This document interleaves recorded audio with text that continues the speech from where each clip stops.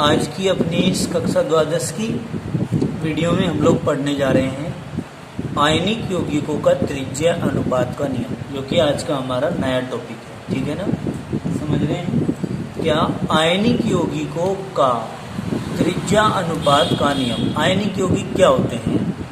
आयनिक यौगिक वे होते हैं जिनमें यौगिकों को तोड़ने पर आयनों में टूट जाते हैं, तो वे क्या कहलाते हैं? आयनिक यौगिक कहलाते हैं। क्या कहेंगे हम इसको?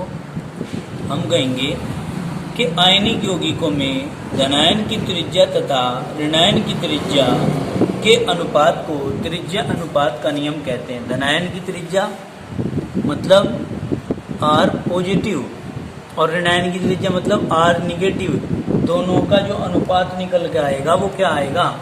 वो आएगा त्रिज्या अनुपात का नियम। त्रिज्या अनुपात होगा वो। ठीक है, अब देखिए हम क्या कहेंगे? धनायनों की त्रिज्या R पॉजिटिव अपॉन ऋणायनों की त्रिज्या R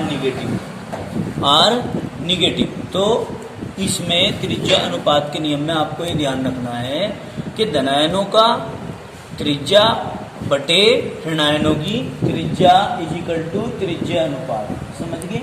ये फॉर्मूला ध्यान रखना है। अब क्या कहेंगे, देखो ध्यान से समझना। यदि त्रिज्या अनुपात अधिक होता है तो उसके धनायनों का आकार भी उतना ही बड़ा होगा। अगर त्रिज्या अनुपात ज्यादा मात्रा में आ रहा है तो समझ लो धनायन उतनी बड़ा होगा, समझ गए, और ऋणायन उतना ही छोटा होगा। ठीक है, अब धनायन जितना बड़ा होता है उसकी उपसह संयोजन संख्या का मान भी उतना ही बड़ा होगा। समझ में आई बात? जितना ज्यादा बड़ा धनायन होगा उसके चारों ओर ऋणायन उतनी ज्यादा संख्या में आएंगे, और जितनी ज्यादा संख्या में आएंगे एक परमाणु के आसपास इर्द गिर्द या चारों ओर डायरेक्टली टच जितने भी ज्यादा परमाणु करेंगे उतनी ज्यादा उसकी उपसह संयोजन संख्या होगी। समझ में आई बात? आ रही है बात समझ में? अर्थात उपसह संयोजन संख्या का मान त्रिज्या अनुपात के नियम पर निर्भर करता है। किस चीज पर निर्भर करता है?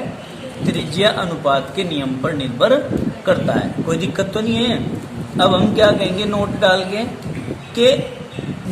के हमने एक बात कही है कि यदि आकार बढ़ेगा, धनायन की बात कर रहे, तो त्रिज्या भी बढ़ेगी। त्रिज्या बढ़ेगी तो स्पर्श करने वाले आयनों की संख्या भी बढ़ेगी। अभी बताई थी हमने ये बात आपको कि इससे स्पर्श करने वाले काय की संख्या, आयनों की संख्या भी बढ़ेगी, अर्थात उपसह संयोजन संख्या में वृद्धि होगी। ठीक है भाई? अब देखिए एक टेबल है, ये टेबल इंपॉर्टेंट है, इसको जरा ध्यान से समझना। ठीक, क्या कहेंगे समझो। त्रिज्या अनुपात R positive upon R negative. त्रिज्या अनुपात R positive upon R negative. त्रिज्या अनुपात ये याद रखने वाली बात है, अगर 1.55 से 0.225 यानी कि 225 के बीच में आता है या इतनी परास में आता है, इस दूरी से या इस मान से इस मान के बीच आता है, तो उनकी उपसह संयोजन संख्या 3 होगी और क्रिस्टल की संरचना उसकी समतल त्रिकोणीय होगी। और ये किस किस के उदाहरण होंगे? B2O3 और Bn मतलब बोरोन नाइट्राइड के ये उदाहरण होंगे। अगर ये वैल्यू भाई 0.225 से 0.414 के बीच आती है तो उपसह संयोजन संख्या का मान 4 होगा। क्रिस्टल की संरचना चतुष्फलकीय होगी और इसके उदाहरण ZnS, ZnO, CaCl2 या CuBr या SiO4 आदि हो सकते हैं। क्लियर होगी बात? अब आगे चलते हैं। ये मान यहाँ पे 1.55, ये 0.155 होना चाहिए, चेक कर लेना इसको। ठीक है, ये पॉइंट शुरू में होगी। ठीक है, क्लियर होगी बात? अब देखो, अगर ये मान 0.414 से लेकर के 0.732 के बीच आता है तो उपसह संयोजन संख्या का मान 6, क्रिस्टल संरचना का मान अष्टफलकीय होगा। ठीक है, और उदाहरण इसके कौन कौन हो सकते हैं? NaBr, AgCl, NaCl, AgF और Agr। क्लियर होगी बात? ये F है भाई, क्या है? F। अब देखिए, अगर ये वैल्यू 0.732 से 1.000 यानी कि 1 के बीच आती है।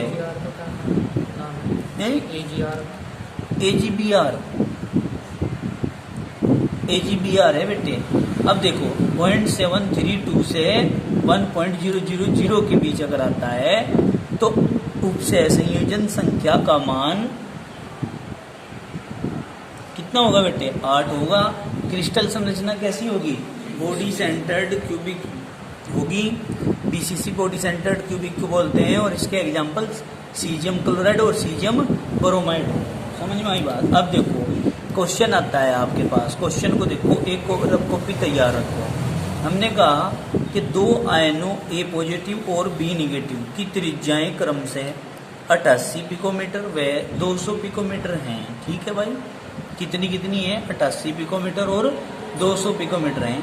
यौगिक A व B का बंद संकुलित क्रिस्टल है। कैसा है? बंद संकुलित क्रिस्टल है। A पॉजिटिव की उपसय संयोजन संख्या ज्ञात करो। कहेगी A पॉजिटिव की उपसय संयोजन संख्या ज्ञात करो। तो आप क्या करेंगे भाई? उपसय संयोजन संख्या पूछिए हमारे से, लाओ दो कॉपी। देखो सिंपल सा तरीका है, कोई फेयर वाली नहीं है किसी के पास।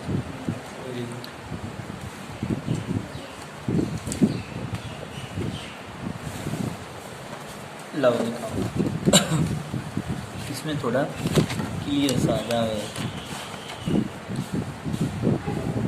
देखो भाई, इसने कहा है कि दो आयन हैं आपके पास, एक A पॉजिटिव और एक B बताओ निगेटिव।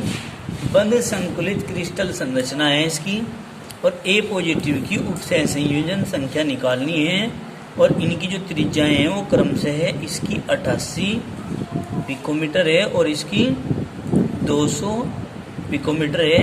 तो आपको पहले उपसय संयोजन संख्या निकालने के लिए उससे पहले त्रिज्या अनुपात निकालना पड़ेगा क्रिस्टल का। यहाँ लिख देना क्रिस्टल का त्रिज्या अनुपात बराबर, फॉर्मूला क्या था बताओ?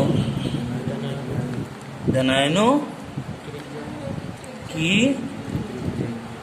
त्रिज्या मतलब R पॉजिटिव अपॉन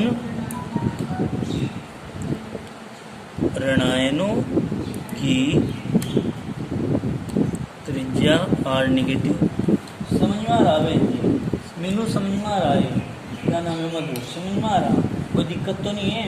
अब देखो धनायनों की त्रिज्या कितनी है बेटे बताओ? 88 बटे ऋणायनों की त्रिज्या कितनी है? 200। इसे हम 88 बटे 2 गुना 10 की घात -2 कर सकें भाई। ऊपर ले गए 2 से काट दो इसको, क्या आ गया? 44 गुना 10 की घात -2 और मैं इसको -2 को हटा दूँ तो पॉइंट इधर लग जाएगी 44, 2 अंक इधर खिसक जाएगी 0.44 पिकोमीटर। ये तो आया बेटे आपका त्रिज्या अनुपात। अब त्रिज्या अनुपात के आधार पर आप टेबल में पहुंचो, जो अभी टेबल हमने तुम्हें पढ़ाई है।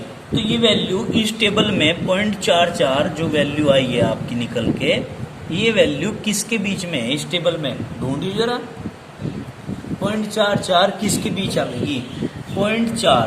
अब इस टेबल में यहाँ 0.1 है, यहाँ 0.2 है, यहाँ 0.4 है, तो यानी कि इस वाली सीरीज में आवेगी ये तो 0.44 तो इसमें आवेगा। 0.732 के बीच है, तो इसकी उपसय संख्या कितनी है?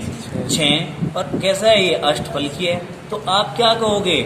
आप ये कहोगे अतः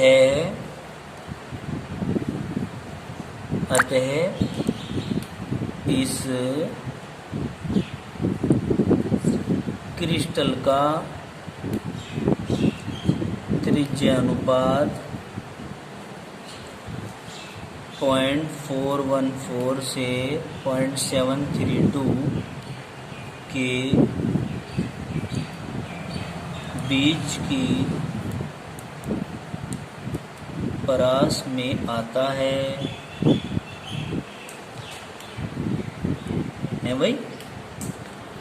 यही है बेटे। इसीलिए इसकी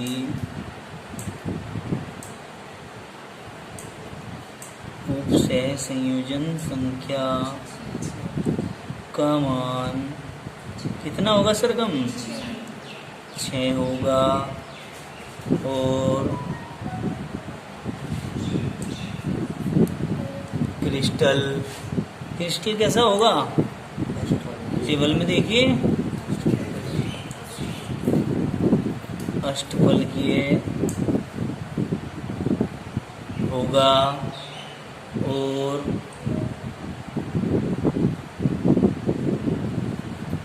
इसके उदाहरण NaBr, AgCl, NaCl, AgF, AgBr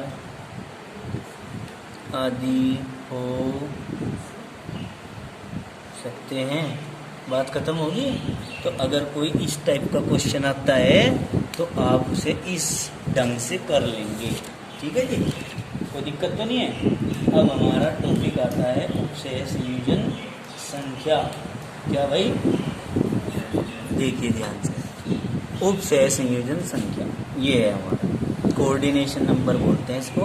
तो उपसय संयोजन संख्या की परिभाषा किसके अनुसार पढ़ेंगे? आयनों के आधार। किसके आधार पर भाई? आयनों के आधार पर। तो क्या कहेंगे?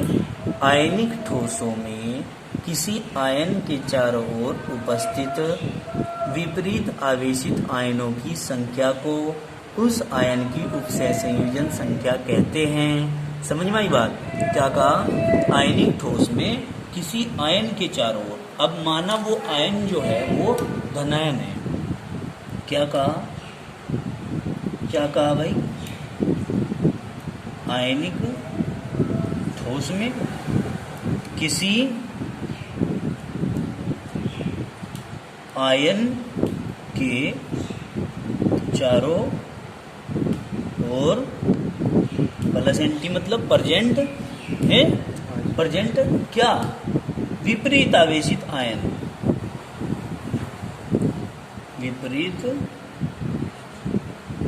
आवेशित आयनों की संख्या को क्या कहेंगे?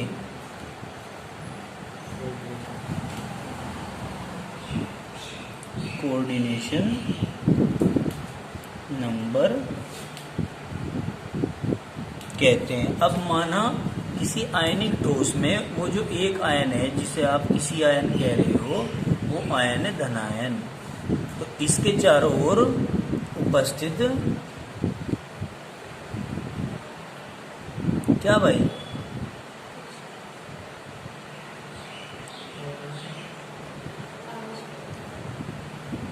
विपरीत आवेशित मतलब विपरीत आवेशित कैसे?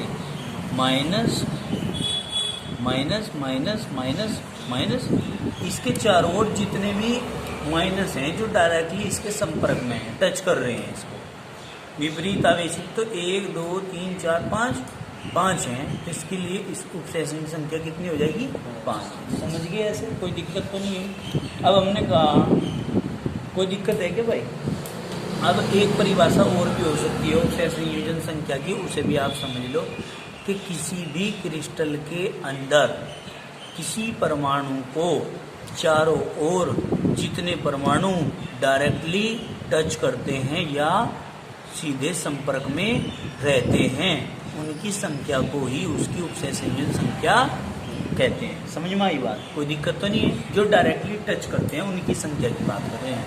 अब देखिए इसके बाद हमारा टॉपिक आता है, क्या आता है देखिए ध्यान से, क्रिस्टल संरचनाओं में अपूर्णता या दोष। क्या भाई? अपूर्णता या दोष। अपूर्णता लिख रखा है इन्होंने, अपूर्णता है वो, अपूर्णता या दोष। ठीक है भाई, कोई दिक्कत तो नहीं है। अब देखिए अपूर्णता क्या होती है भाई? कोई सीक्वेंस है किसी चीज की, उस सीक्वेंस को बिगाड़ दो आप, वही दोष हो गया। आगे समझ भाई, कोई गाली नहीं देता और उसे गाली देना सिखा दो आप, वही दोष हो गया उसमें। समझ में नहीं आई बात भाई? इसी तो कहते हैं दोष है। अब देखो कोई सीधे रास्ते चल रहा है, उसे गलत रास्ते चलना सिखा दो, वही उसका दोष हो गया। समझ में नहीं आ रही बातें? अब देखिए क्या कहेंगे, किसी क्रिस्टल में घटक कणों के पूर्ण रूप से नियमित क्रम में, देखो किसी क्रिस्टल में कोमा लगाओ, घटक कणों के कोमा लगाओ, पूर्ण रूप से कोमा लगाओ, नियमित क्रम में कोमा लगाओ, कोई भी विन्यास, नियमित क्रम में कोई भी विचलन कहो आप, विचलन, विचलन का मतलब होता है गलती, है ना, विचलन या भेद, कोई भी विचलन अपूर्णता या दोष कहलाता है। क्या कहा हमने, समझिए ध्यान से, किसी क्रिस्टल में घटक कणों के पूर्ण रूप से नियमित क्रम में होने वाला विचलन अपूर्णता या दोष कहलाता है। समझ में आ गई बात, कोई दिक्कत है भाई, आई नहीं समझ में लगी साहब। आप सब क्रम के अनुसार एक कमरे में बैठे हो, ठीक है, और आपके उस क्रम में विचलन कर दिया जाए, किसी को कहीं बिठा दिया जाए, किसी को कहीं बिठा दिया जाए, तो वो क्या है, वही तो दोष है। समझ गए, पहले एक सीक्वेंस थी, अब सीक्वेंस बिगड़ गई है, तो उसी को हम क्या कह देते हैं, दोष कह देते हैं। क्लियर।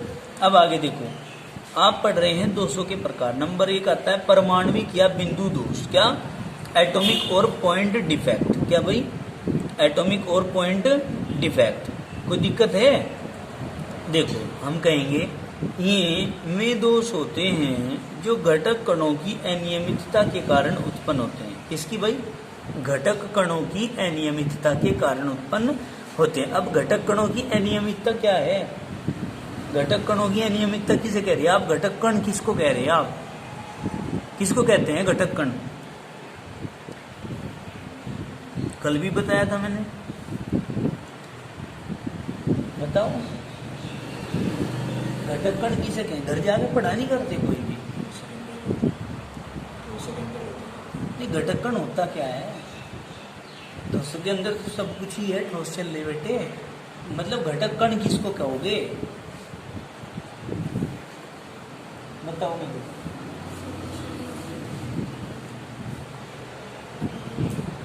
बेटे मैं पूछ रहा घटक कण, तुम बता रहे सीधी से ऊर्ध्वाधर, ये तो गुस्सा है मुझे, घर जाके तो नहीं पढ़ते और डिप्टी बनना चाहो तुम एकदम से, घर जाके पढ़ते नहीं बिल्कुल भी। अरे जो पढ़ा रहा हूँ कम से कम इसे देख तो लिया करो, मैंने कई बार बता लिया, घटक कण, अवयवी कण, परमाणु, अणु या आयन वही तो होते हैं, और कौन होते हैं, क्या तुम भी बस घटक कणों को, उनको परमाणु को, अणु को या आयन को इधर उधर बिठा दो, इधर उधर रख दो, या उनकी दिशा में भंग उत्पन्न कर दो। समझ में आई बात, तो अनियमितता ही तो कहेंगे उसको, कि वो अनियमितता हो गई, अनियमितता के कारण उत्पन्न होते हैं, इसी को दोष कह देते हैं। इस दोष में कोई धनायन या ऋणायन, देख रहे हो, प्लस या माइनस, कोई भी धनायन या ऋणायन अपनी स्थिति छोड़कर अंतराकाशीय स्थान में व्यवस्थित हो जाते हैं। ठीक है, कहाँ चले जाते हैं, वो जो रिक्ति पढ़ाई थी ना कल, उस रिक्ति स्थान में जाके सेट हो जाते हैं, तो ये दोष हो गया उनमें, क्या हो गया, दोष। तो हम कहेंगे ये दोष दो प्रकार के होते हैं। कितने प्रकार के भाई, दो प्रकार के। नंबर 1 स्टाइकियोमीट्रिक दोष। क्या, स्टाइकियोमेट्रिक डिफेक्ट बोलते हैं अंग्रेजी में, और नॉन स्टाइकियोमेट्रिक डिफेक्ट बोलते हैं अंग्रेजी में। किसको, नॉन स्टाइकियोमीट्रिक दोष को। अब आप पढ़ेंगे इसके अंदर स्टाइकियोमेट्रिक दोष, इनमें से कुछ चीजें सिलेबस में से हट भी गई हैं, टॉपिक ही हैं, में कुछ टॉपिक हैं जो हट गए। अब देखो स्टाइकियोमेट्रिक दोष क्या है भाई, स्टाइकियोमेट्रिक दोष। और मैं कक्षा द्वादश के सभी भैया बहनों से ये कहना चाहता हूँ कि भाई वो सभी के सभी अपना एनुअल चार्ज और मंथली जो फीस है उसको जल्द से जल्द जमा करा दें, जिससे कि थोड़ी सी राहत मिल जाए और सुविधा हो जाए। ठीक है ना। देखिए, अपने अभिभावकों से आप लोग बताएंगे और उनसे फीस लेकर के ऑफिस में जमा कराएंगे समय रहते हुए। ठीक है। अब तक हमने बिल्कुल भी नहीं कहा किसी भी विद्यार्थी को फीस के लिए, लेकिन भाई टाइम बहुत बीत चुका है। ठीक है ना। आप जब हमने नहीं कहा तो आप लोगों को भी सोचना चाहिए और जल्द से जल्द फीस जमा कराइए। आगे चलते हैं। स्टाइकियोमेट्रिक दोष हम क्या कहेंगे, स्टाइकियोमेट्रिक क्रिस्टल की में क्रिस्टल होते हैं। क्या होते हैं भाई, स्टाइकियोमेट्रिक क्रिस्टल में क्रिस्टल होते हैं जिनमें धनायनों तथा ऋणायनों की संख्या ठीक उनके रासायनिक सूत्रों के द्वारा प्रदर्शित अनुपात में होती है। इसके द्वारा भाई धनायनों की और ऋणायनों की संख्या ठीक उनके रासायनिक सूत्रों द्वारा प्रदर्शित अनुपात में होती है। किसमें होती है भाई? रासायनिक सूत्रों द्वारा प्रदर्शित अनुपात में होती है। यानी कि स्टोइकियोमेट्री दोष में धनायनों और ऋणायनों को उनके रासायनिक सूत्रों से प्रदर्शित करते हैं। जैसे धनायन है, सोडियम धनायन है तो उसे Na पॉजिटिव से प्रदर्शित करें, क्लोरीन ऋणायन है तो उसको Cl नेगेटिव से प्रदर्शित करें। तो इस प्रकार के जो है रासायनिक सूत्रों के द्वारा जिसमें प्रदर्शन हो रहा है, और इस प्रकार के क्रिस्टल में प्राय 2 प्रकार के दोष पाए जाते हैं। कितने प्रकार के? 2 प्रकार के दोष सदैव पाए जाते हैं। किसमें? स्टोइकियोमेट्री दोष में। ठीक है, कौन कौन से हैं दोष में देखो अभी आप। नंबर 1 शॉर्ट की दोष, वेरी वेरी मोस्ट इंपोर्टेंट आपका टॉपिक चल रहा है, इसको जरा ध्यान से समझो। ठीक है, शॉर्ट की दोष अब डेली में पूछा करूंगा भाई, जो भी पढ़ाया करूंगा, ऐसे तो बढ़िया नहीं रहता जैसे आप लोग करते हैं। शॉर्ट की दोष SCHOTTKY, शॉर्ट की DEFECT डिफेक्ट, शॉर्ट की डिफेक्ट। शॉर्ट की नामक वैज्ञानिक ने ही तो शॉर्ट की दोष दिया था। अब देखिए, यह दोष 1930 में शॉर्ट की नामक जर्मन वैज्ञानिक ने दिया। किसने दिया? जर्मनी का एक वैज्ञानिक था जिसका नाम था शॉर्ट की, उसने दिया है। यह दोष तब उत्पन्न होता है, कब होता है भाई? हमें क्या पता कब होता है? जो पहली बार पढ़ रहा है उसे क्या पता कब होता है ना? लेकिन तुम्हें समझना है क्या, यह दोष तब उत्पन्न होता है जब जालक बिंदु में कुछ बिंदु रिक्त रह जाते हैं। यानी कि जालक बिंदु के अंदर कुछ बिंदु या परमाणु, बिंदु को हम क्या कहेंगे?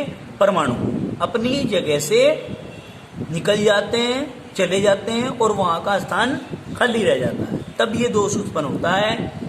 इन रिक्त बिंदुओं को जालक रिक्तियां या छिद्र कहते हैं। क्या कहते हैं भाई? इन जालक बिंदुओं को छिद्र या रिक्तियां कहते हैं। बड़ा इंपॉर्टेंट है, जरा ध्यान से समझना। ठीक है ना? एक धनायन तथा एक ऋणायन के कारण, भाई एक धनायन निकला जहां से प्लस चार्ज था और यहां से धनायन निकल चुका, तो यहां तो धनायन रिक्ति हो गई, और जहां से ऋणायन निकला है वहां पे ऋणायन रिक्ति हो गई। भाई धनायन चला गया, प्लस दिख रहा है क्या यहाँ? और यहां से ऋणायन चला गया, दिख रहा है क्या ऋणायन? नहीं दिख रहा ना। तो कारण 2 छिद्रों की उपस्थिति हो जाती है। जब एक धनायन निकल गया, एक ऋणायन भी निकलेगा। शॉर्ट की दोष की एक खास पहचान है कि जितने धनायन निकलेंगे उतने ही ऋणायन निकलेंगे इसमें से। समझ में आई बात? कोई दिक्कत तो नहीं है। माना इसमें प्लस के 50 थे और माइनस के भी 50 थे, और प्लस के निकल गए 1, तो माइनस का भी ऑटोमेटिक तुम समझ जाओ कितना निकला होगा, 1। तो 49 प्लस के 49 माइनस के रह गए, और तो कैंसिल हो गए, कैंसिल हो गए, क्या हो जाएगा? 0। अब 0 हो जाएगा तो मतलब क्या है? उदासीन है। भाई नहीं समझ में ये बात? इसका मतलब क्या है? उदासीन है। ये क्रिस्टल उदासीन होता है। अब पढ़ोगे तुम इन चीजों। इसी कारण संपूर्ण क्रिस्टल उदासीन रहता है। क्यों रहता है? क्योंकि बेटे जितने धनायन निकले उतने ही ऋणायन निकल रहे। ठीक है ना? क्योंकि रिक्ति उत्पन्न करने वाले धनायनों तथा ऋणायनों की संख्या समान रहती है। क्रिस्टल दिख रहा, प्लस माइनस, इधर से चलो प्लस माइनस, इस तरह चलना है। तो एक धनायन निकाल दिया, एक ऋणायन निकाल दिया, सबको जाल के द्वारा जोड़ दिया। तो ये जो जाल बना है, इसका पूरा दिख रहा होगा आपको, जाल बुना हुआ, इसको बोलते हैं जालक। क्रिस्टल जालक बोलते हैं। क्या बोलते हैं बेटे? क्रिस्टल जालक इसको बोलते हैं। अब हमने क्या कहा? क्योंकि रिक्ति उत्पन्न करने वाले धनायनों तथा ऋणायनों की संख्या समान रहती है। होगी बात समझ में आ गई? शॉर्ट की दोष उन परबल आयनिक यौगिकों में पाया जाता है जिनमें उपसय संयोजन संख्या का मान उच्च होता है। ये भी बात खास है। किन में पाया जाएगा? किन यौगिकों में पाया जाएगा? जिनकी उपसय संयोजन संख्या का मान उच्च होता है, बहुत ज्यादा होता है। उपसय संयोजन संख्या भी पढ़ी तुमने, क्या होती है उपसय संयोजन संख्या?